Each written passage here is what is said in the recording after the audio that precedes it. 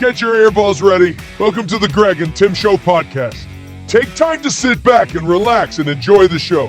Here are your hosts, Greg and Tim. Well, welcome here to the Greg and Tim show. To my immediate right is Greg, they're back. Greg the Boss Stewart, and I'm Timothy Socks Sanderson. The boss? Yeah. And we'll get into that later on. Okay. But it's so great to have finally again have this. I don't remember the last time we had a chat here at the table. We've had so many great guests, but I feel like you've missed out on your therapy over the last number of years and years. A number of episodes. It feels like years, probably. It feels like it's been about a month. About a month. That's the last time we had the table discussion? I believe so. Feels it would like have been episode number 34, and we're on 39. Wait, we had Dan, we had Lauren, we had Aly. There you go.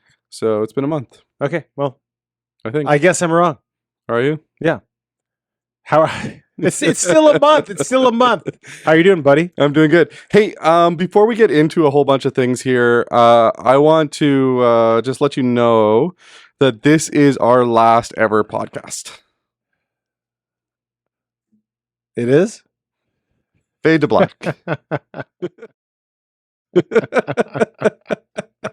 Wait.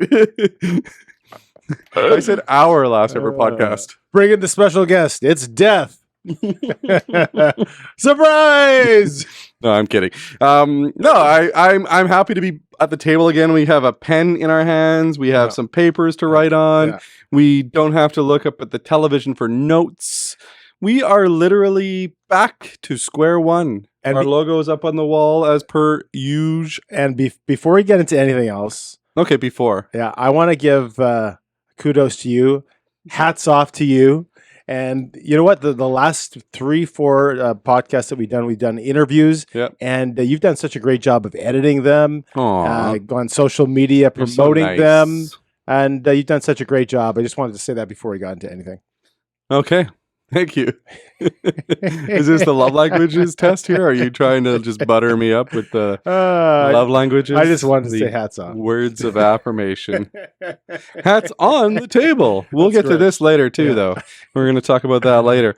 Hey, wait! Before we move on, like, do you notice anything different about me when your podcast significant other changes something? Aren't you supposed to notice? I did notice. Yeah. You dyed your beard black. I didn't dye anything. Yeah, it's usually gray. Oh, it is kind of gray now too on the bottom. It's getting thicker though. Yeah, no, it's. Oh, you have paint on your hands. The last and time, your arm. if anyone has watched our podcast, over the last month, slowly things you'll are see evolving. More facial hair on my mustache and my beard combination. Can we cut to what Aly said real quick here? What did she say it was? You don't need to I'm going to say it's going to be a beard. Yes. Oh, okay. Yeah, so just a beard. Yeah, clearly she's wrong, but that's fine. To each his own. She's wrong? Yeah. Well, that's not fair. She's wrong. You asked for her opinion. Yeah, and it's wrong. She's a learned, educated person. and not everyone's right all the time. And she got that one wrong. Are you? No comment. Comments being withheld? I no comment at this time. Okay. Yeah. Okay. Perfect. What are we talking about today, Greg? Well, we got a few different things, and we should probably tell people before they turn off, because we're a few minutes into the episode, and usually people turn it off by this time. So the last episode had an average length of 17 minutes. So yeah, that's pretty good. It's pretty good. But Aly was on it, and generally when we have a guest, you're saying they're it's longer. You're saying it's not because of us? No. No. Definitely not because of me. Maybe or you. Or me. You didn't let me finish. We're going to talk some sports today. I know that you want to talk about your Timberwolves, your sad Timberwolves. I know that they won. They won. Yep. As of recording, they won one game. They need to win 3 more in a row. And I think it's possible because they've been in every game. Yeah. They've been in every game so far. And I'm glad we want to talk about the Leafs. We want to talk about the Leafs. We're a few weeks late to the beatdown of the Leafs. No, but you can do it anytime. It's every year. just put on the news and we're talking about the Leafs. It's like the meme, you know, he's already dead. Stop! He's already dead. Yeah. You know, stop punching him. He's already dead. And also like that one where they're like pulled over. I can't pull over any further. The Leafs can't lose any more game sevens. Yeah, we already lost every game seven. How do we lose every game? Oh, we can't lose any more game sevens. Or in Florida, off the top of my head. Anyway, in Florida, pulling over and not pulling over. Yeah, Far that's enough. different. Yeah, we talked about that too. And I want to we're going to recap. We're going to recap a little bit of last week with our interview with Aly and one of our shorts that really exploded. Yeah, for sure. Do you remember that one? I do. Yeah. Okay. So we're going to recap that. We're going to talk about discipline, discipline, and how we achieve discipline. What things are. What is discipline? What the definition of discipline is. And we have a very special segment at the end. Everyone's going to have to wait for that one. Or if you just click on the chapter and skip to the end, you can do whatever you want. We're going to talk about Angel Studios and some of their newest movies that have come out over the last year. We're going to talk about different movies, what we thought of them, and we've got a big announcement at the end of that segment for next week. There seems to be, I don't know about you, and we'll go on to this further later on, but there seems to be more and more money put in toward Christian productions. Angel Studios has taken off to the point where Lionsgate, I believe, who's a massive producer of movies, took their movie and they just, when there's money to be had in something. So it just seems to be interest. We're going to get into that in a little bit. And we're going to get into that later on. Should we roll the OG music? I forgot how it goes. Grab your phone. Oh, yeah. Grab your phone. It's podcast time. It's the Greg and Tim Show. It's the Greg and Tim Show. It's podcast time. It's the Greg and Team Show. Tim. Not Tim. Greg and Team Show. You should turn your cup so it says Greg. That way people know who you are. Well, or I could just put something underneath us and show who we are. Have we played the music yet? Yes, it just played. You didn't hear it? I did it not plays hear so it. loud in my here. ears. I have an appointment. Bad ears. I have an appointment tomorrow to check my hearing. Yeah. And they're going to tell me. I'll let you know. What? What? You're the one who's deaf in one ear. Deaf in one ear, dumb in both. So dumb in both? Yeah, that's what they say. About who? Me. Oh, okay. I've never heard that you referred to. You told me that. I don't think I did. Last week. Dumb in both? Yeah. Dumb in both ears. Yeah, when you were telling me how could you be dumb in both ears? I don't know. How's that possible? Can I drink my coffee? Yeah, go ahead. Is it coffee? Yeah. Yeah. Coffee. Yeah, drink your coffee.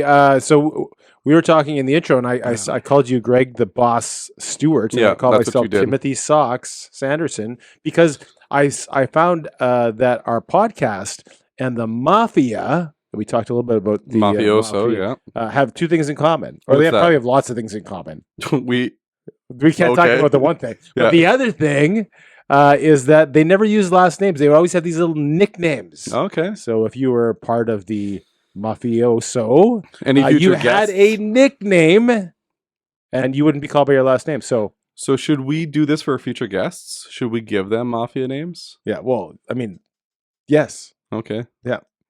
Next week's one should go pretty well.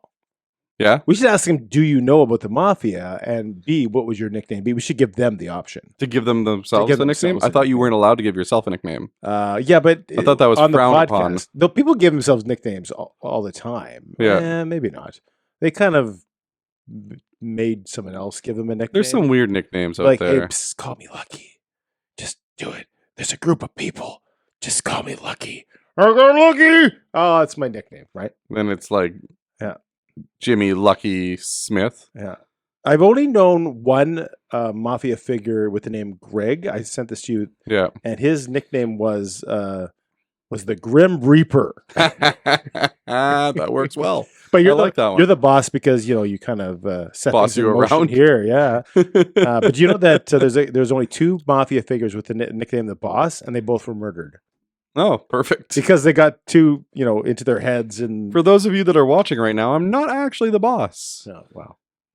I didn't say you're the boss. A nickname doesn't necessarily. It could be the opposite, right? If Yeah. your nickname is Tiny, you're probably 400 pounds. Large. Yeah. We haven't done this so long. We're kind of out of practice, but let's Why get don't back. we should set this up as an interview that would make it go better. Okay. Greg, what is the one How thing? dare you? How if you could tell the next generation? No, that's one piece of I advice. can't give that. I don't think we should ask each other questions because I think people should have us on their podcast and then they can ask us questions. I would love to be on people's podcasts. Yeah. After Why- interviewing some people, I'm like, man, I would love to be the person interviewed because I think I could give some good answers. Not great answers, but good ones. Who is Greg I'm not answering that. Grim Reaper? Grim Stewart? Reaper, no longer the boss. Okay, so let's get into the sports talk. Let's let's show this highlight of the Kyrie Irving interview. Check it out. Roll it.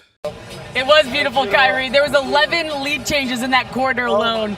Being the veteran you are, how did you keep the team steady and ready? My bad. No, it felt good. That's pure emotion right there. That was an exciting playoff game. Nasri got a great shot at the end. I'm pretty sure our coach is going to be on our head tops about that. But yeah, what a big time performance. So this clip, Yeah.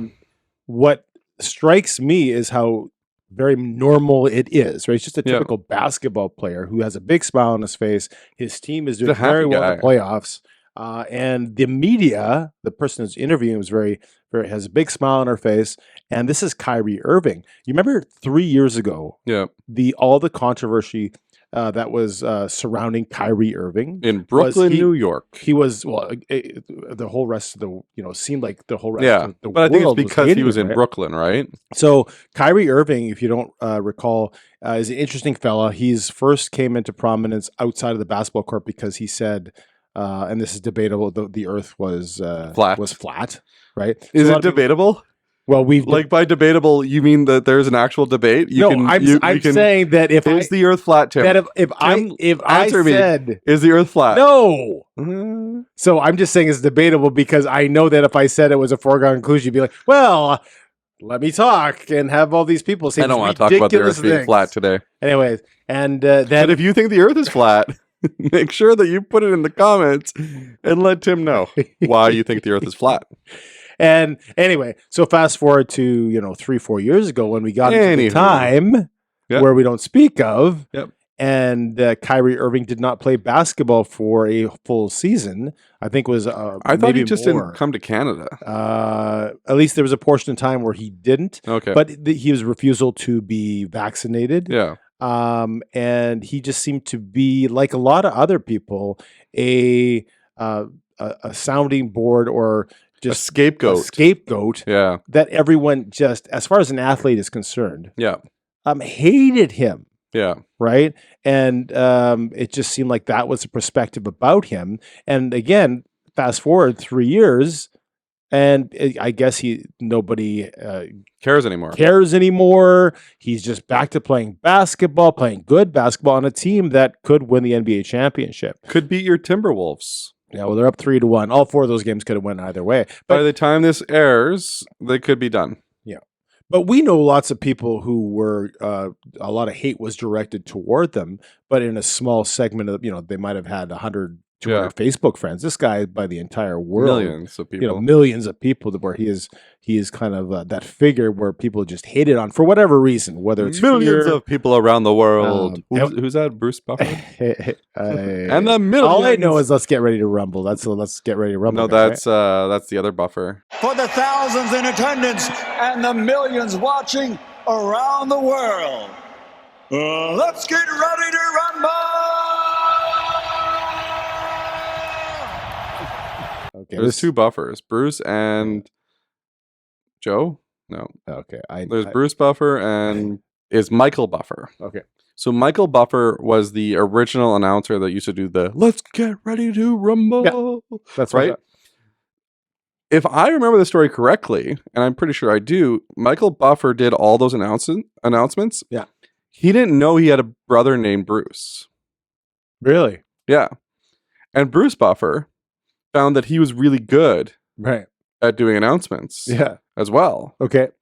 And he started doing it. They found out that they were brothers. They both had the same last name and didn't know they were brothers? I guess. That sounds strange. It's a strange story. Yeah. We can get into it in another episode, but it's very Can we cool. have them both on the podcast? I think Bruce Buffer actually trademarked the "Let's Get Ready to Rumble," and I think "Let's Get It On." Let's get it on. Let's get it on. I can't remember his. That's a song. We'll just play it. Ladies and gentlemen, this is the main event of the evening. And now, it's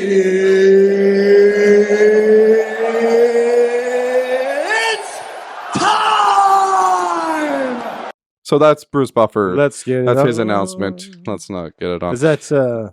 But yeah, so I just... Sorry, I derailed your conversation with no problem. about Kyrie Irving. Don't worry about not chiming into my conversation. Just start a new one. That's all good. Either way, Kyrie Irving has moved on. He said sorry to his dad at the end of that clip because he missed some free throws, I think, or something. Yeah. Dad, I'm sorry. I love you, man. Dad, I'm sorry. I'll make the next one. Congrats. We'll see you on the road. So he was cracking jokes the whole time. It was again a very, very happy Kyrie Irving. Yeah. Anyway, let's just move on. Can we talk about? I want to talk about Minneapolis sports in general, and then my T-Wolves. Okay. The Minnesota is, in my opinion, one of the most underrated cities in North America for sports. They have all four, and if you want to consider the MLS a professional sports league, which I think it is. It is a professional sports league. They have 5 sports facilities. Yep. If we drive by the stadium where they have the soccer, I'll let you know where that stadium is. Again. Every 5 time. And none of them, other than the Twins, for a couple of magical seasons, and now they're terrible. Not terrible. They're mediocre. Do you know that Minneapolis has, Minneapolis, St. Paul, Bloomington, whatever, like the whole Tri-City area there, they have more sports facilities than Orlando does for professional sports. Yeah, of course. They have 5. They have 5 teams. Orlando does not have a hockey team. Yeah, they do. The Solar Bears. Okay, but I know, but it plays hockey. Yeah, but they only play. They play in the same arena as the basketball team. Yeah. Whereas hockey for Minnesota plays in one arena, basketball in another. Yeah. Baseball in one, football in another, soccer in a totally different space. Did you know that Minnesota, if the stat is correct from 15 years ago, has the most Fortune 500 headquarters than any other state? Is it just because it's in the middle? I don't know. Is it easy to go back and forth for like New York? But my point is LA? that there's money there, Yeah. and there's a plethora of sports teams in Minneapolis, Yeah. and the teams never Win. ever win except for the Twins, and now they're mediocre. And you could say And how long ago was the Twins? That was 1990? Yeah. Or 91? So they're in the same, as far as the same boat as the Jays. Yeah. In that they used to be one of the big boys, and now they struggle to get Their big athletes boy to pants stay on. there Yeah. to whatever. So my question was, Yeah. has Minneapolis become a small market town? Is that why they don't win, or is there another reason why their team is just the Vikings haven't come close except for '93? You can't call them small market. Basketball sells really well there. Right. They Sells? Like as in they fill the it was arena? there was more people at the basketball game that we went to there than there was at the Orlando one that I went to. Right. Football sold out. Yeah. Baseball sells well during certain times of the year. They're an outdoor stadium. Right. It's not going to sell well when it's cool and cold. And hockey, it's the state of hockey. Like they sell really well. They had like I think 5 or 6 years when they first came into the league of sellouts. So like they're not small market by any means. So we agree they're not small market, and yet the teams still don't win. So when we talk about our Jets, let's take it to the Jets are small market. The small market, there's probably I can't think of a smaller market or even anything close to it in any professional sports league. Edmonton. Top 4, and Edmonton is I think isn't Edmonton quite a bit bigger than Winnipeg? I don't know if it's that much bigger, but it's still a small market. Like it would be comparable to Edmonton. Right. Utah is going to be a small market. Right. And so Salt Lake City, how many people? Do you know? We don't. Okay. So my point is, We'll if a city like Minneapolis can't win professional championships, and they're a much bigger market, how much harder is it for a small team markets? like the Winnipeg? We complain and we bemoan every time they don't do well, even though they have a good regular season, but they struggle in the playoffs against another team. How hard is it for that team to compete year after year after year with their situation? I'm gonna make a comment about that. Yeah. I don't think it matters Right. if you're a large market or a small market. Okay. Winning a championship in any league right now is the most difficult thing in the world. Right. Because the leagues are growing so much. So baseball is at 30 teams still. They haven't grown yet. Right. Hockey is now at 32. Right. So, and football is at 30 as well, I would assume. So think about that. Like, if you have a good team that wins championships a lot, like New England did for a while there, if you look at the history of championships, you get like the same teams in there almost every time. Right. So you got New England, you got San Francisco, you got in football, I'm talking right now, right? In hockey, like if you look at it, like the Rangers, the Lightning, these teams are always in there, and you see it goes cyclical, right? The Jets have done well. They've been in the playoffs, but there's always the same similar, like even Carolina makes the finals. You know what I mean? Like, well, they made the finals twice. Yeah. But if you look at the teams that have made the finals compared to the ones that haven't, Yeah. the ones that haven't seem to never make it. Right. Right? Like the Jets never make it. Yeah. The Leafs. The Wild never make it. The Leafs never. The Leafs have not won 2 rounds of hockey or more than 2 rounds of hockey. Yeah. Ever. And you could argue they have all the resources, all the money. Which actually could work against them winning a championship because there could be complacency with an owner. And But then you look at teams in baseball, Yeah. like the Brewers, Yeah. who will never win. Yeah. Like the Miami Marlins, who won once, but like it's just Yeah. it seems like there's certain markets Right. that just never get there. No, it doesn't matter how big they are. Like the Leafs are big. Yeah. Montreal made the finals. The Leafs haven't. Montreal's made the finals twice in the last that was in 30 years. another lifetime. No, it was like 3 years ago. Oh yeah, but do we consider the bubble? Yep. Okay. It's not the bubble. It wasn't the bubble. That was in their cities. There's just no fans. Right. Okay. Sorry. Yeah. Yeah. There's just no fans, but it was in their cities. But there's a lot of teams, no matter how big the team is, Yeah. that don't make the playoff, or not the playoffs, but like don't make the championships. Detroit, look at Detroit and Chicago. Those 2 cities are not like upper echelon cities. Chicago's not an upper echelon city. That's not Wouldn't a you good consider comparable. Chicago to Yeah. Minneapolis? Chicago's bigger. I know, but in terms of like wealth in the city, Bigger. wealth. Yeah. You said all the Fortune 500. I'm saying talking about like population. money. Yeah, but money is equal to the population you have to spread. No, it's not. The money You don't think have to have top-end you don't money. think New York is by population? I would think cities by population are as far as money's concerned. Cities by millionaires. Okay. Well, I would consider Chicago this 4th or 3rd biggest market in all of North America, behind Los Angeles and New York. Okay. Bears don't win. White Sox don't Right, win. and that's the Cubs won 1. And that's kind of The my Blackhawks won a Yeah. ton. And that goes to your point that it's not necessarily the larger big market. But You know what market it seems to does win help. all the time though? What's that? Boston. Yeah, that's right. Boston. But all the teams in Boston. Yeah. Dallas. Except for the Cowboys. You got the Stars. You got like the Stars have won championships and they're always Well, competitive. they just won one, right? Yeah, but they've always been competitive. The Mavericks always seem to be competitive. Yeah. Right? The Rangers always seem to be competitive. Like the Rangers have had their ups and downs, but they've always been a team to be competitive. And Houston at least till this Well, year. Houston's not in Dallas. It's a totally different city. Oh, I know, but I'm talking Texas as a whole. Texas as a whole seems to do well with their sports teams. Yeah, well, San Antonio does well. Yeah. The Rockets have done well. Yeah. But it's not just big markets, though, I don't think. I think the problem lies mostly with ownership. Right. With a lot of these teams. And the teams that don't win is due to ownership. Well, we have good ownership in Winnipeg. Yeah, but we are a small market. But again, you're going We're doing going well. against your point. No, we're doing well in a small market. Right. I'm saying that there's teams that are in big markets Right. that are mismanaged. Right. So some of the, just because you're a big market doesn't mean you're going to have success, but being in a small market equates to not having as much success. Yeah, like you have to work harder for the success. I'm guessing the culture in True North, in terms of like how they treat their players, how they treat their staff, and all that kind of stuff, is a higher level, right, than a lot of the bigger market teams. We're gonna cut to the next clip of the Leafs. Do you remember this clip? Yep. Let's check it out. They did it again.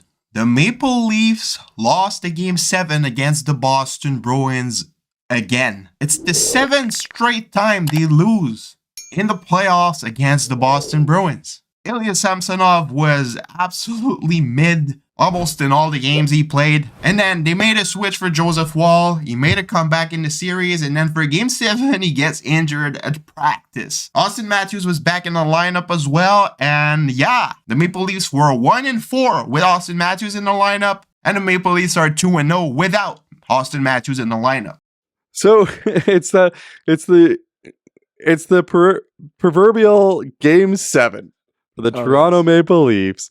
And the Toronto Maple Leafs, you shared it today actually on your Facebook. I had a memory from 2 years ago. I was like, don't worry, Leaf fans, it's Game 7. And traditionally, that goes pretty well. And of course, tongue in cheek, because they've now lost 7 straight Game 7s. Game 7s. They, in essence, flipped a coin. And 7 times in a row, it went up tails and kept going tails. Yeah. And just seems like a broken record for no absolute reason. I have to feel for Leafs fans. No. I do. No. Every time. Because I dislike. Like we lost in Game 5 this year, and that's fine. Every time I have, 5,000 Leaf fans filling my arena, it pisses me off. Yeah. So, no, they can all cut that out, I guess. We're not cutting it out. We're going to leave it in there. But it goes to show that there's a lot of angst towards Leafs fans in general. Yeah. Like you have the angst towards Leafs fans. I have like... Oh, it's like the Yankees, right? You're either a Yankee fan or you hate the Yankees. No, like I don't hate the Yankees and I don't love the Yankees. Oh, you said, I have in our chat, you love the Yankees. Yeah. Do you or do you not have a Yankees hat? I do, yeah. Yeah. I don't love the Yankees, wear the but I Yankees don't hat? hate the Yankees Do you wear either. the Yankees hat? But I'm going to your point that you either hate them or love them, and I'm indifferent. I like watching them. Right. I think that they're fun to watch.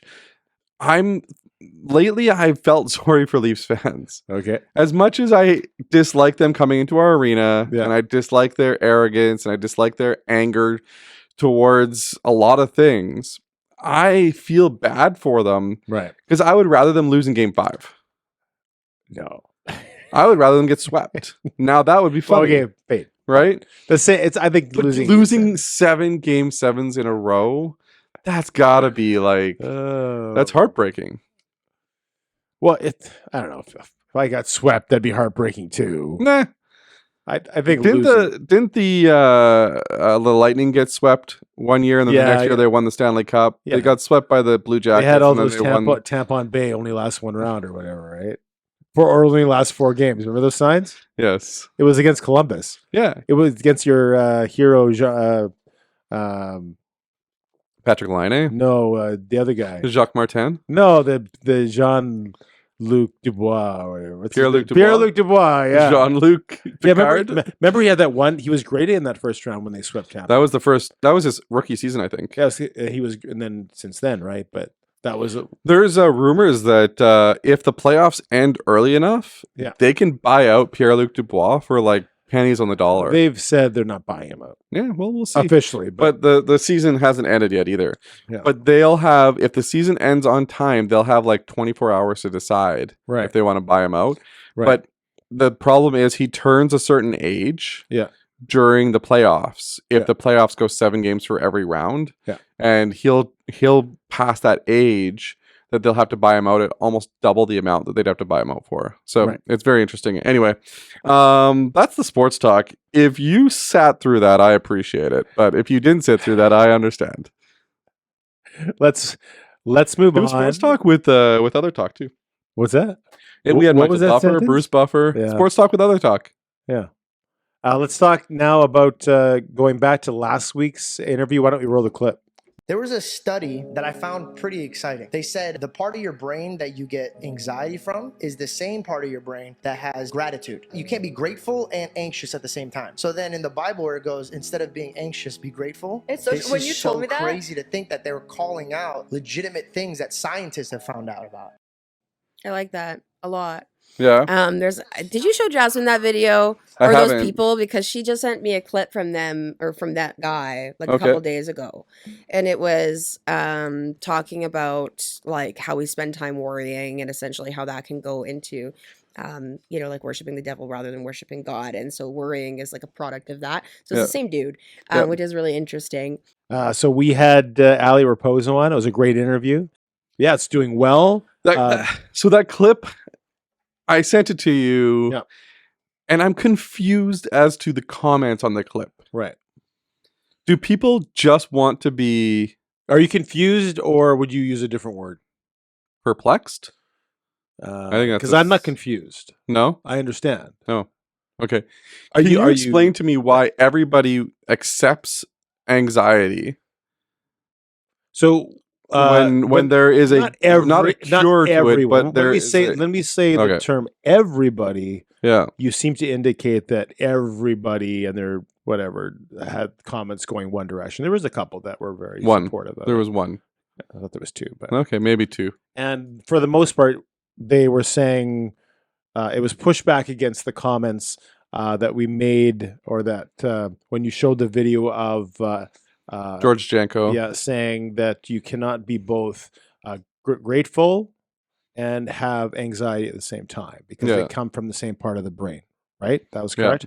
And the pushback, a whole bunch of scientists started to push back on the comments. The pushback was it's not that simple, or it's phooey, or this guy is just a religious nut. Well, they also said that the science is incorrect. Like the anxiety comes from this part of the brain, whereas gratitude doesn't come from the brain. Gratitude's something that you have to choose to put out there. Yeah. But I think the point that everybody's missing in the whole conversation is if you practice gratitude, you can relieve anxiety. Right. It doesn't mean that anxiety goes away. Yeah. That you just all of a sudden, oh, I'm no longer anxious. Yeah. Oh, I have no problems in the world. Yeah. No. It's not a magic pill is what you're saying. No, it's not. But practicing gratitude is as close to a magic pill as you can get to anxiety. Because if you're feeling anxious today, you sit down and you write down what you're thankful for. You write down what you're grateful for. You write down all the good things. You will forget about your anxiety. Right. Or at least alleviate it to a certain point. I'm not sure forget is the right During word the moments of being grateful, you won't be worried about the anxiety. Yeah. I mean, I agree that it's not a magic pill per se. Yeah. And sometimes when you say, just be grateful, it indicates when people say, just shake it off, or don't be sad, and sometimes that can be a bit of an oversimplification, and there are deeper 100%. psychological things that are at play. So I understand those comments, Yeah. but at the same time, you have two options. If you have anxiety, you can just continue and recycle those anxious thoughts and those feelings and the words that go around your head 24/7, or you can choose to say, I'm grateful for A, B, C, D. And the point I think that was being made is that you're much better off to practice and not. The other thing people don't realize, it's not like saying a magic potion one time, right? No. What you're having to do is consistently. That's why it's called practice. All the time. We talk about practice. Yeah. Practice? We're talking about practice, man. We talk about practice. Generate some of these grateful thoughts. I'm grateful for this. I'm grateful for that. So people think that it's just, I'm just going to walk out one morning and say a couple of Hail Marys and the rest of the day go on about how I do life all the time and it's going to be all good. But that's not the case, right? You're constantly reminding yourself, constantly speaking. And I think what you're saying is it just regenerates some of the thoughts, or at least stops or slows down some of those negative thoughts, because you are making it a point to fill your brain with other things. And again, that's not going to alleviate if you have serious psychological issues, if you've been diagnosed. People have, things like bipolar,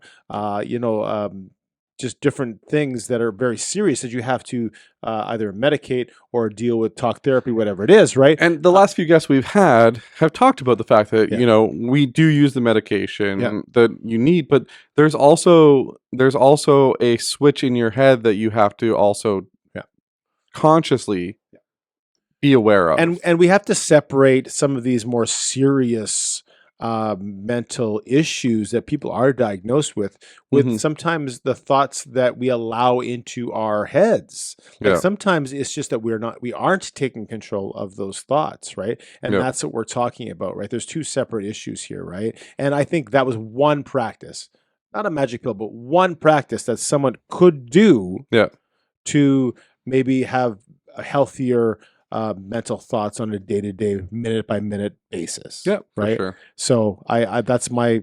I thought it was a great clip. That's why we posted it.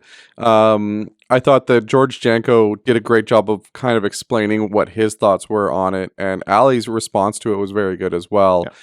But I messaged George Janko. Right. I don't know if you know that, but you told me that he's a very prominent person in the YouTube land, so I doubt he'll come on the show.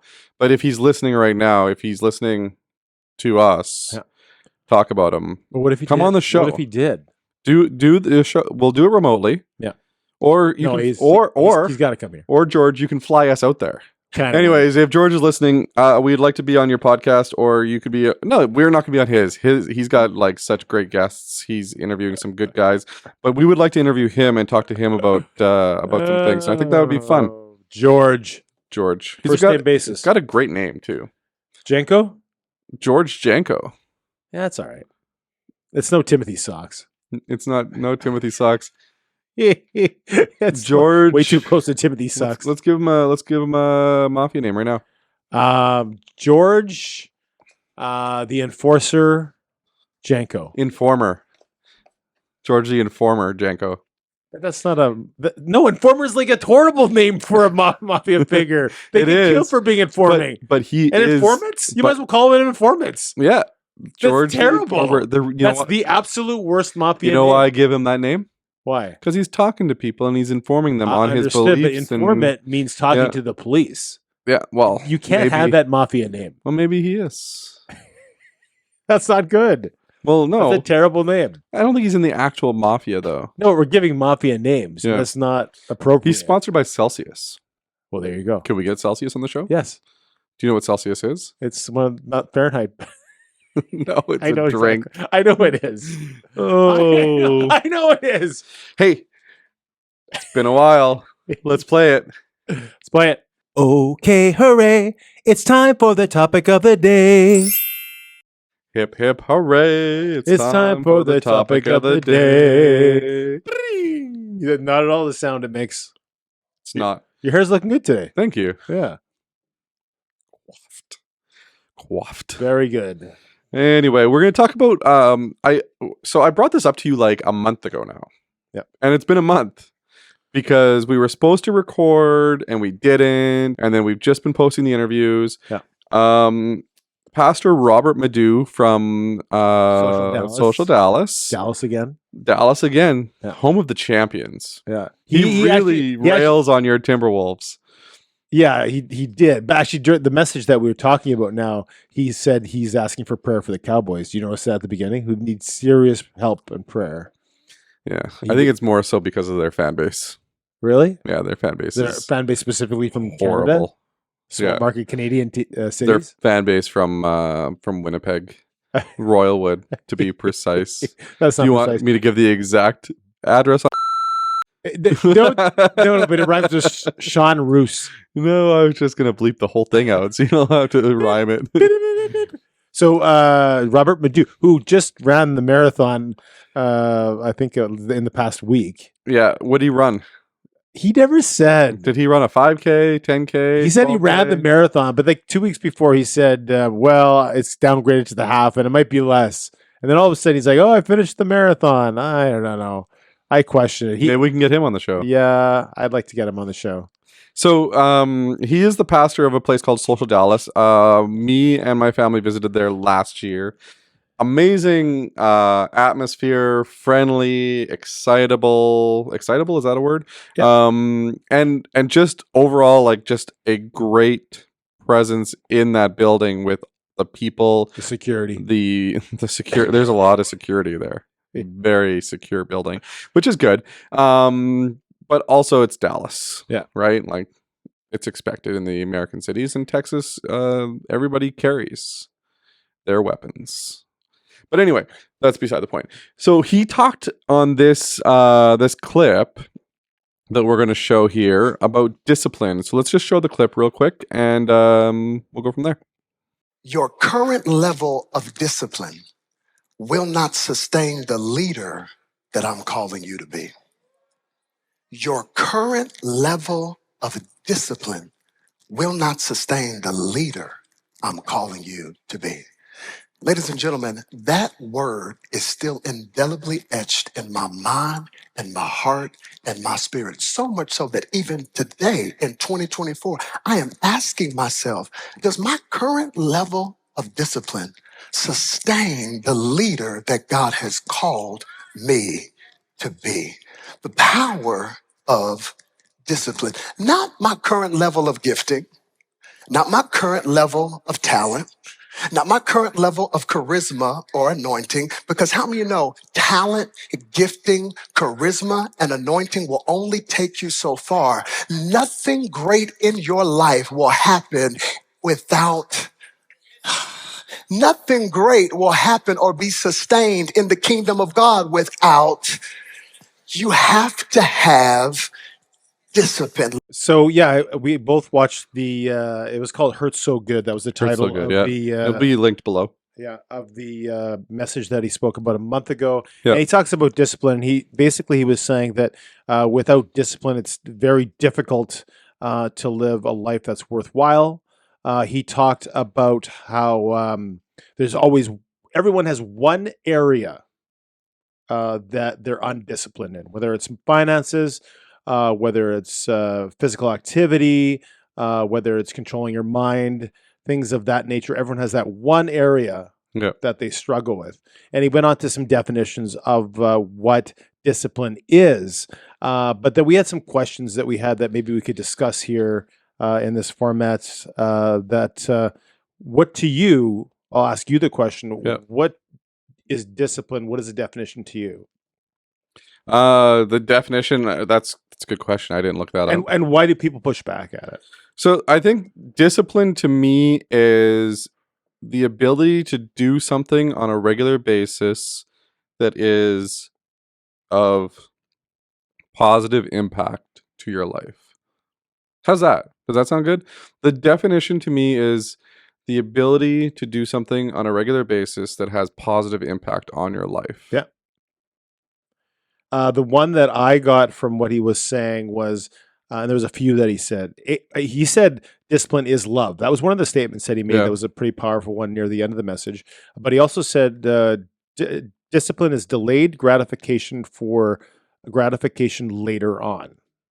That was one that I picked up, and I would agree with both of those. So I was listening to Craig Rochelle's book just recently, Think Ahead, I think it's called. Have you heard of this book yet? I believe so. Oh no, yeah, I've heard about it. This is his new one that just came out. And he talks a lot about discipline as well, which is actually kind of weird because it's timely right now. And he talks about the discipline in terms of like, so he's going through in his ministry and he's like learning, he's doing his pastoral stuff and everything like that.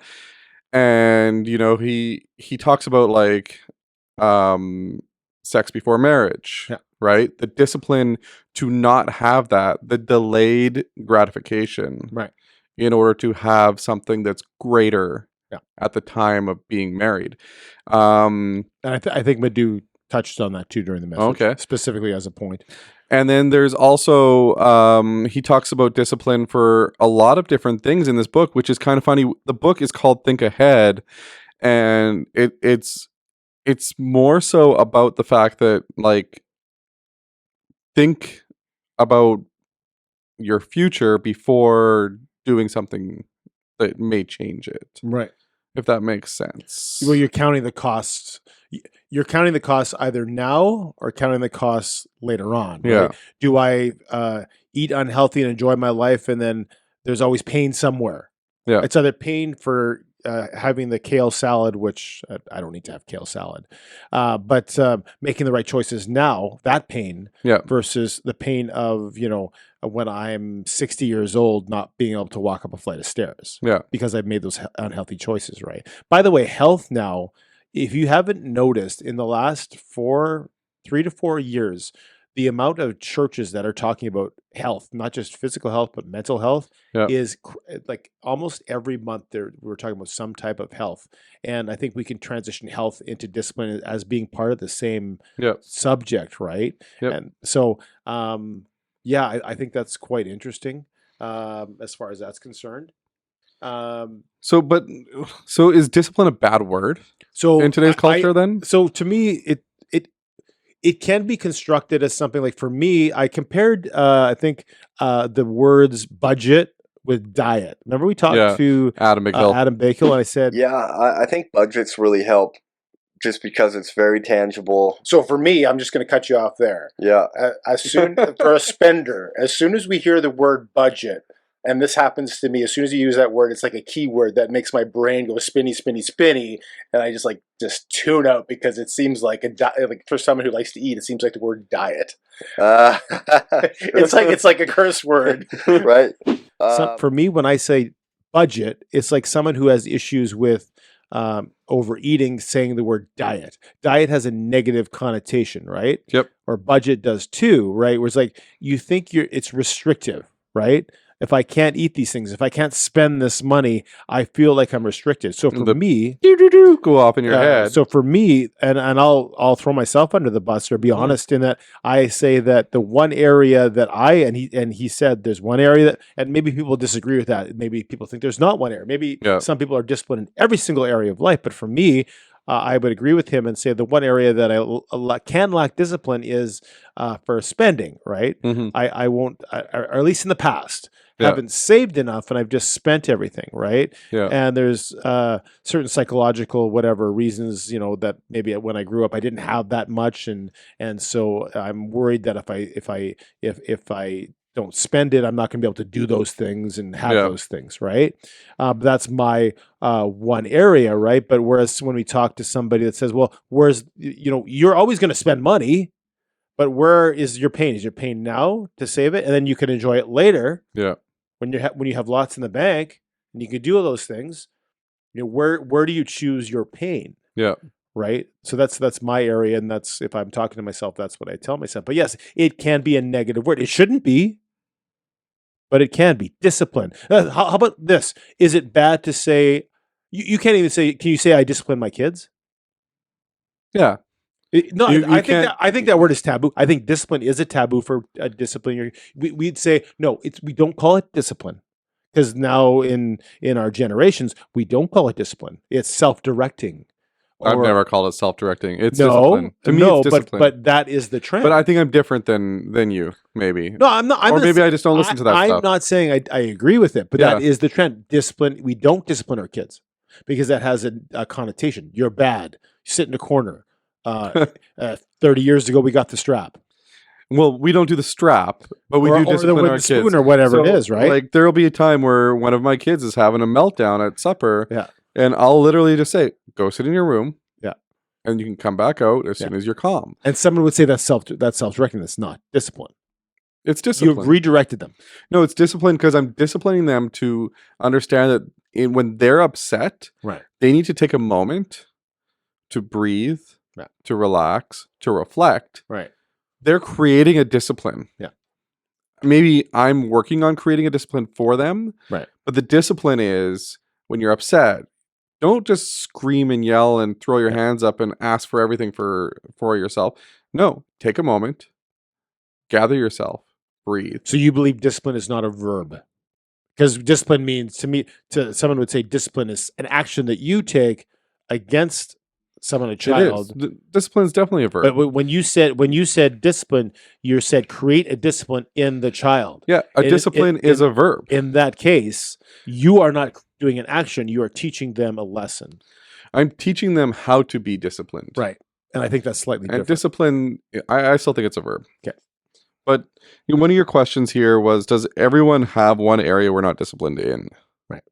Do you believe that? I can't speak for everyone. I cannot speak for everyone in the entire world. I can. Everyone has somewhere they're not disciplined. Okay. I'm not prepared to make that. Guaranteed 100%. If I said, are you disciplined 100% in your life? Right. On everything that you do? Yeah. No. What's yours? You know why? Because nobody's perfect. Okay. What's yours? My discipline? What's the one area that you struggle with? Probably like my health. Like Okay. my regular eating properly and exercising properly. I was disciplined in it for a long time, and I fell out of it during the 2020 season, and Right. it never really came back. What you're saying is for you me, struggle with consistency. I'm struggling with the discipline to continue to do it every day. Right. I think that Drew Dudley's book talks about it really well. That would be consistency. And when he says every day is day one, yeah, showing that as that's a discipline. To have every day as a day one, right, is a discipline, not a consistency, right? Because it means that you are actively and consciously choosing to do that, and that's not a consistency, right? Because you have to discipline yourself to do that. You have to discipline yourself to get ready for the marathon. Yeah. You have to discipline yourself to not eat sugar. Yeah. You have to discipline yourself to not smoke if you're a smoker. Yeah. Like that's a discipline. So going back to what you said for Drew Dudley, there was a point that he made. I think it was Drew Dudley who said that people avoid pain, and they shouldn't necessarily avoid pain because pain is not your enemy. Was that Drew Dudley that talked about that? I can't remember. Whereas that's what in our culture, in our day and age, we move away from pain. Anything bad is to be avoided. Yeah. And the point that people that are talking about discipline is, no, there is a pain. When you go to, Madhu talked about going to Orange Theory, right? Yeah. And he said that didn't feel so good. It hurt temporarily, right? Yeah. So if he were to avoid the pain of going to the gym, which hurts, like honestly, today was such a beautiful day this morning. I wish I had gone for a run, but I just didn't. I didn't have the time. But I would have, it doesn't feel good 4 miles into a run. You feel like stopping. Like, why would anyone do that? But that's because that pain is for another gain. Yeah. Right. And I remember the old adage, no pain, no gain. Yeah. Right. And then all of a sudden the world's like, well, you can't live by that mantra because no pain, no gain means that you have to have pain in order to have gain, which I truly think that if you lived by that, you would actually gain more. So I'll give you, and that's a good point. I always tell this to people, but whenever I'm on a run, there is pain that's going through your body, not all the time. But I always find that you have to differentiate what pain your body is telling you, right? Yeah. Your body will tell you, and your body lies to you all the time. I'm tired. This is horrible. I need to stop. And then you need to know when that's to be avoided. No, shut up. You're telling me lies. But then sometimes your body can tell you real pain, and when it's bad pain. Yeah. Right? That knee, something is going on. I need to stop. Yeah. And when you exercise, and this is just for that's not just for exercise, but some pain, not all pain is good. No. And not all pain is bad.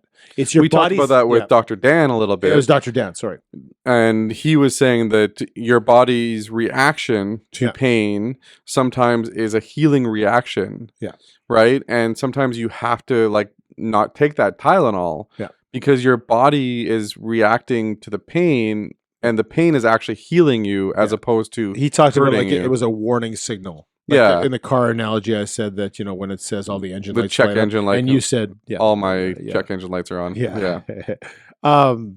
But yeah, like when do you recognize it goes down to how well do you know your own body and how honest you are. And sometimes I find people, and goes back to the pushback from Aly Raposo's interview, where people I think sometimes aren't honest with themselves because it's easier to be dishonest. Yeah. I can't work out. I can't save money. I can't because it's too hard. Yeah. And I'd rather just identify with my lack instead of do the hard work to improve it. Yeah. Right. And I think some of I'm not trying to judge the comments that were flying at, I think, whatever you posted. But I am saying sometimes that is the case. Yeah. Which goes into that whole comment earlier about gratitude and anxiety. There is a discipline in being grateful. Yeah. And if you're disciplined in practicing gratitude, your life does change. Yeah. And I'm 100% going to tell you right now, if you, every time you felt anxious, instead of worrying, you let that go. Yeah. And you just talk about what you're grateful for. Say it out loud to yourself. Yeah. Because the words are powerful, right? If you just say it in your head, it's not as powerful. But if you say it out loud to yourself, what was that? Stuart Smalley or whatever? I'm good enough. I'm good enough. I'm strong enough. And doggone it, people like me. Yeah. Don't have to be like that. Yeah. But to say like, hey, I'm grateful for my health today. Yeah. I'm grateful that I woke up this morning and that my kids were healthy today. Yeah. I'm grateful that my car worked today. Yeah. I'm grateful that, the rain came. Yeah. Because now I don't have to water my grass. Yeah. Right? Like it's little things that you can be grateful for. That the business I work with, every morning they have a morning meeting. And one of the parts to the morning meeting is moment of gratitude. Right. And everybody on the call has to say what they're grateful for. And some of them will be grateful for Tim Hortons coffee. Some of them will be grateful that it's Friday. Yeah. Some will be grateful that it's a beautiful day outside. Yeah. Whatever they're grateful for, they'll share what they're grateful for. And we don't discount you're grateful for a coffee or you're grateful for a great day or you're grateful for health. Yeah. We say that those things are all being grateful. Right. Those are all gratitude. And not only that. And that's a discipline for them to do it every morning. Yeah. And not only that, but even if what you're saying isn't, a coffee, whatever, it's not really what you're grateful for that's helping you necessarily. It could be. But it's also when you are stopped to be grateful for anything, you create a practice, you create a habit, right? So, and that's one of the things that I think I need to do better is that intentionality, right? And you do that where I know you'll say something or you'll message something. I'm like, well, you're being intentional. You're saying this for a reason. Like you didn't just all of a sudden feel like saying, well, at 8:06, I'm sending the guys this message, and you have an intentionality behind it. So that's something I noticed that you do. And instead of having life just get thrown on you, you are saying, this is the reason I'm doing this, and you have some more intentionality in everything that you do, right? And that's really what discipline is, right? Today I did send you something, though. Right. I said pick a number between 1 and 10. Right. And I picked 10. Are you telling me what it is now? Because I forgot already. What do you mean? I forgot that you had actually. Yeah. So, I actually, I'll just link the video below. Yeah. It's like a viral video that came out on YouTube, and it's super interesting. It's worth the watch. I think it's like 12 minutes long, and I'll show it to you after the episode here. But the guy says pick a number 1 through 10, and he goes, "Did you pick 7?" And he goes, "It's okay if you didn't, but did you know that 30% of the people pick 7?" Right. And then it goes through a whole video, and it's not just about the 1 through 10 thing. Yeah. It's kind of this coming of age video that he recorded while he was in his last year of high school. Right. And it's very interesting, and just watch it. It's linked below. It's a great video. I don't want to get right into it though because it has nothing to do with what we're talking about. I just wanted to ask you, your opinion of what would you choose if I asked you 1 through 10. Right. And you said 10. Yeah. Why did you say 10? I was just going with the biggest number. I was going with the biggest number. I had no idea what we were talking about, but I was going to go 10. Yeah. I think I know why you picked 10. And I think the psychological part of you picking 10 was you wanted the most. So if it was like... It was actually going to be 1 or 10. Yeah. I was going back between 1 and 10, the least or the most. Yeah. And I think for you, the reason why you picked the most was because if I said, well, I'm going to give you this. And you're like, I want the most. Or I'm going to do this. I want the most. I think you're the most kind of person. I was going on an extreme. I was between the least or the most. So if I would have done 1, you would have said, no, well, you try to get the least. Yeah. And I think you would have. I picked 5. And in the video, they say that's mid. Mid what? Yeah, that's the comment. Like, that's the way the kids speak these days. Right. That's mid. Well, when you're picking numbers between 1 and 10, like when you're picking like sports or whatever, and whoever gets the ball first or whatever, and it's like you always pick 5 because then the other person has a less than 50% chance of getting it right. Yeah. Because it's closest to the number. Yeah. Anyway, that's why I always do it. It's mathematical.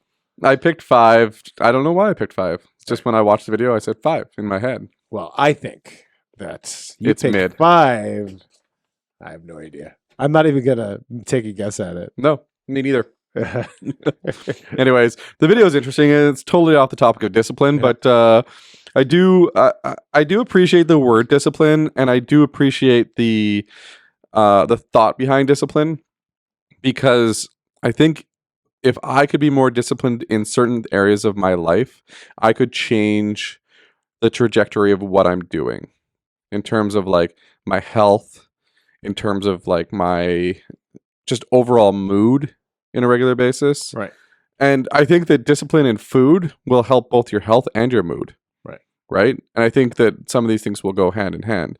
And Madhu talks about core disciplines, where his example was before they started the church. Yeah. He talked about being disciplined in exercise or something like Yeah. that. And he said, because he said the Lord was teaching him that if you can be disciplined in these core areas, you can be disciplined when it comes to bringing up a church. Yeah. Right. Or pastoring a church. And it's kind of funny because when I was there, he brought up a video or a picture of a note that his dad had when he was a kid. Yeah.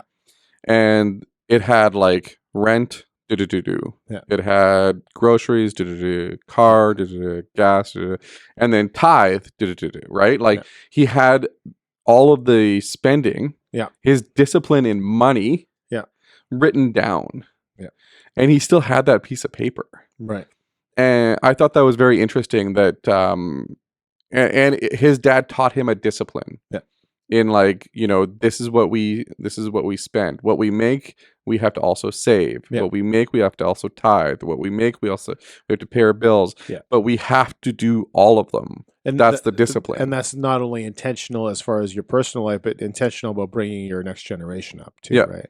And which you said, like yourself, like money was probably the toughest discipline that you had to, because you didn't grow up with your dad with that discipline. Right. Whereas Robert Madhu grew up with that discipline from his father. You ever notice he can never talk about his dad without doing the accent, the Nigerian accent? I know.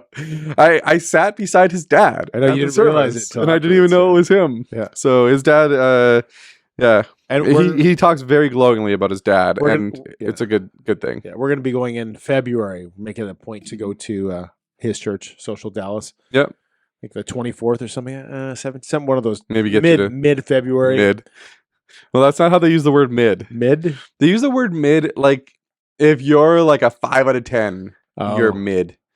If you're like the I see what you're saying there. If you're like in terms of looks, right? Okay. If you're like, the middle of the road on the baseball team, you're mid. Right. Right? Like that's how they use the word mid. Maybe Julie can come on one time and explain mid to us. Speaking of baseball, we start our season tomorrow. Tomorrow. Yeah. Are you pumped? I'm pumped. I'm going to probably hit 5 home runs. You 5? Yeah. Put some money on it? I think I'm going to bat like 8 times. Yeah. So yeah, I think I'll home runs, hit 5. I'll see you running around the bases with your hair Dying. flowing behind you. Just flowing. Hey, last topic. We're going to talk about this real quick because we're going to get into it a little bit next week. But I wanted to bring up the topic of Angel Studios. So this goes back to what I was saying before. Yeah.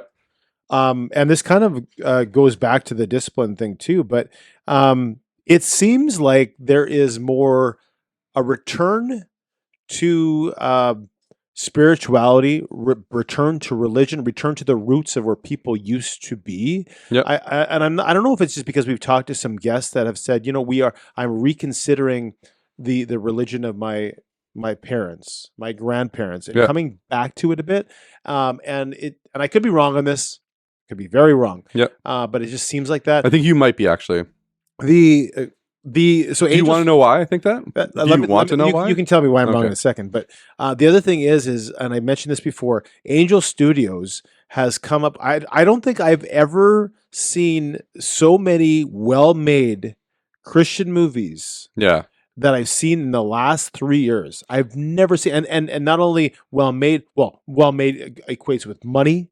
Equates with what kind of actors you can get to be in your film, how good the everything is, a sound, lighting, how many theaters it goes into. I've never been in a place where I've had so many first run Christian movies in theaters. Never seen it. I think well made, well produced, and well funded are great ways of explaining this. I think that the fact that they're so well produced, it all comes from The Chosen. Yeah. I think that was one of Angel Studios' first really well produced, well made, and it's a mini-series show. Yeah. Not a movie. But it's being shown in theaters. Right. And then they had another one that came out earlier or later last year called Sound of Freedom with Jim Caviezel. And that movie, they had a tough time making that movie. Yes.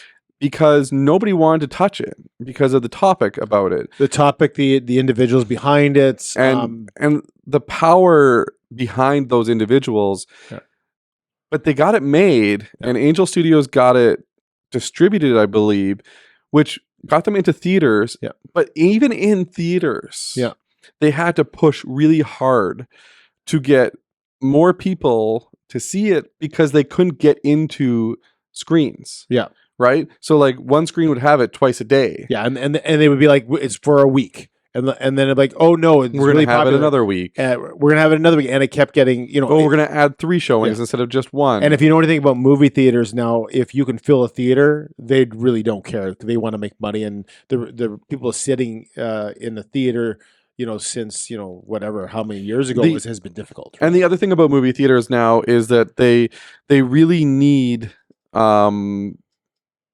to be backed by these studios, right? The studios have to pay to be in those theaters, right? The movie If came out recently, and it was in 3 theaters in St. Vital, right? And it was playing 25 times a day. Well, what about the Fall Guy, who there's so much money put into that movie that they did okay, but it's they didn't do as well as they expected, and now they're barely able to, they're just not, they're not really making a ton of money, right? Yeah. Because it's so costly to put a movie on these days, right? So the movie Sound of Freedom did really well. The Shift was another one that was out. The Chosen has been shown in theaters. I know that they do special screenings of The Chosen in theaters. And then there was one, I think it's called The Road to Bethlehem, which was a musical. I didn't get a chance to see it. I have not seen it. And I feel like I have to watch it at Christmas because it's a Christmas movie. Right. But I am going to watch it when I get a chance. But there's another movie called After Death that me and you both watched this week. And After Death is a documentary done by Angel Studios. And it's a documentary about what it's called NDE. Yeah. Near-death experiences. Put me back. I don't belong here. I heard a voice before I woke up. You still have a purpose on earth. I was very skeptical. I never felt alive and then dead. I felt alive and then more alive. I had full brain recordings from the dying human brain even though they were unconscious, they were able to give corroborative evidence. She's described herself as she just shouldn't know. This ain't right. You can't be mystified by that question. What happens after you die? This really does show that there is life after death. And whether or not what happens when you die, right? And it documents a whole bunch of different people that have had NDE, and these people that have basically had very similar experiences to each other. Yeah. Some very negative, yeah, and some super positive experiences, and some very emotional experiences. Yeah. The movie was like really well done, I think. Like the sound was very good. The production value of the movie was done really well. And it was done on a budget during COVID. I don't know if you know that. Yeah. Yeah. It was actually started in 2016. It took them 7 years. Well, it was from a short film that the director Stephen Gray, who's from Winnipeg, actually, that he made, and it got such a backing, or people were so interested, they said, you should make this into a larger full-length movie. And so he spent the next X amount of years. But big news. Yeah. Next week. What's next week? We got Stephen Gray coming in. Stephen Gray, yes. Stephen Gray, the director of After Death. He's going to be right here on this chair that'll be over here. It'll be in the studio. Yeah. So we're excited to have him. Yeah. In 1 week's time. And so we're going to talk to him about his movie. We're going to talk to him about like how he got into movie making, he got filmmaking, all the stuff that he's doing right now in the Greg and Tim way. Yes. We had a lot of positive feedback from guests about our interviews, and it's encouraging. Yeah. We work hard, the right questions, right? We have kind of a negative viewpoint. We have a negative viewpoint of some of the, at least I do, some of the questions that are in, I call them softball questions. Yeah.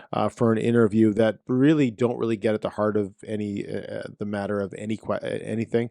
And we try to put a lot of thought into our this or that questions. Yeah, or this or that are usually tailored to the person. My favorite is when a guest goes, "That's a good question." Yeah. And they're like, "I haven't answered that before." Yeah. Drew Dudley let us know that he's like, "Man, we talked about so many different weird things." Yeah. And made me think about certain things or rethink certain things or spitball ideas and that type of thing, right? So like our interviews next week, Stephen Gray will be joining us. We're excited for that interview, and we're going to definitely give him some hard questions. Yeah. This will be a different one. We've never interviewed somebody who was in the film industry. Yeah. And so I'm looking forward to it. I want to find out how he dealt with some of those restrictions. Right. I want to find out how he got into it. Yeah. Right? Because he's from Winnipeg. And he is from Winnipeg, yeah. This documentary is a pretty big deal in terms of how well it's done in the box office and how well it's been received as well. Correct, so yeah. Looking forward to it. Stephen Gray next week. Tim, how do you want to close the show today? A full length this or that. Oh, no, just kidding. With Greg Stewart. Hey Tim, this or that. Shoot. Ready? Yeah. Elton John or Billy Joel? Oh, come on. And you know they did a concert series together. I know. That's why I'm asking. And I didn't go to that concert. I wish I had. Although you know what, I don't. Billy Joel, obviously. Okay. I'm on record as being a massive Billy Joel fan. Okay. And I'm so on Elton John. So. There was on our cruise, there was a really good Elton John impersonator, though. He was really good. Got another one for you. Yeah. San Francisco or New York? That's a good question. Oh, we don't have all day. I like both of those cities. Yeah, I know. Oh, New York. Really? Yeah, there's just so much. Yeah. So many options in New York. Yeah. Big city, Central Park, and even the Times Square. And did we talk about the hat? We didn't talk about the hat. Should we? You guys want to know what the hat's all about? We probably should say something because it's sitting right on this desk. There is a good reason. A good reason. Yeah. that this hat is on the desk. This is a company out of Winnipeg.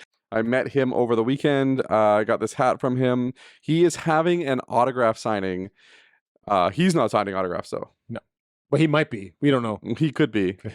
But Willie Jefferson is signing autographs. He has a collaboration with Willie Jefferson, and good reason. And they have a new hat coming out on Saturday.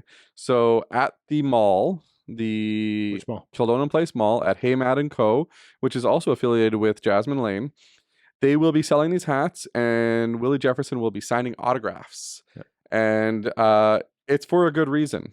Anyway, thanks for watching. And if you get a chance to hit up Good Reason at Haymad & Co. on Saturday, June the 1st. And you can follow them on Instagram. It'll also be linked below the day after we drop. Yeah. So the day after we drop. This is Friday when you're watching us. If you get it right away. If you're listening on the day that it comes out. Yeah. If you're not, why aren't you? What's going on? Yeah. What are you doing? Yeah. And if you're watching and you're not sharing, what's going on there too? Yeah, comment. And if you're watching and sharing, but you're not subscribed, what's going on there too? And if you're watching, sharing, and subscribed, but you're not making a comment, what's going on? We want more comments. Yeah. Comments are fuel. Yeah. The Jets are fueled by passion. We're fueled by comments. Negative comments. They almost work better. I love negative comments. To have more comments that they are make negative. Me laugh. Because then there's more discussion. If you say a positive thing, it's like, no one's going to say, no, you're wrong. It doesn't work. Yeah. Thanks for watching. Have a great day. Salut.